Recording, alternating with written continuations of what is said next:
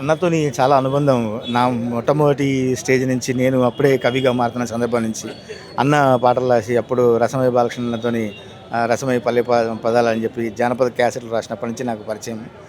అన్న లోపల ఉన్న ఆ ఆశయాలు కావచ్చు, ఆయన భావజాలం కావచ్చు, ఆయన ఆదర్శం కావచ్చు, ఎంతో ఆత్మీయంగా చాలామందితోని కలిసి ఉండేవాడు. చాలామందికి తెలియని విషయం ఏంటంటే ఇప్పుడు కాలేజీ పిల్లలు యంగ్స్టర్స్ చాలామంది అన్నకు బాగా క్లోజు. ఆయన రాసిన పాటలే అందరికీ తెలుసు, కానీ కొత్త కొత్త పాటలు కొత్త కొత్త రీతిలో వస్తుంటే యంగ్స్టర్స్ కూడా టచ్ అయ్యే విధంగా వాళ్ళతో మాట్లాడి వాళ్ళని ఎంకరేజ్ చేసి వాళ్ళకి లైఫ్ గురించి చెప్పే ఎన్నో రకాలుగా తెలియని చాలామంది మంచి మిత్రులు అన్న లోపల ఒక తెలియని ఒక పసితనం ఉంది.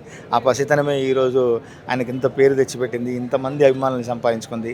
మంచిగా సెటిల్ అయ్యి ఈరోజు తెలంగాణ రాష్ట్ర గీతకర్తగా ఉండి మంచి పేరు తెచ్చుకుంటున్న ఈ తరుణంలో తను ఇన్నాళ్ళు పడ్డ కష్టాలన్నీ పోయి ఒక హాయిగా ప్రశాంతమైన జీవితం గడపాల్సిన ఈ సందర్భంలో అన్న పోవడం అనేది నిజంగా చాలా బాధాకరం.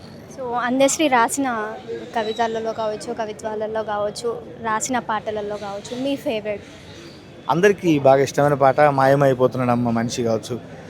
అన్న టచ్ చేయలేని అవి లేవు. నాకు బాగా ఇష్టమైన పాట తెనుగోళ్ళ ఎల్లమ్మ మీద రాసిన పాట ఉంటుంది.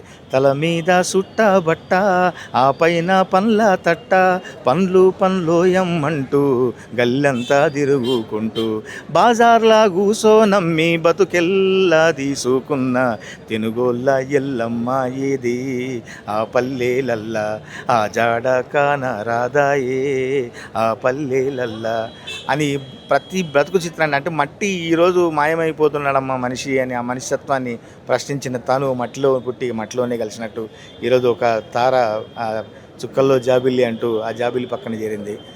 మరొకసారి అన్న కుటుంబానికి నా ప్రగాఢ సంతాపాన్ని తెలియజేస్తాను.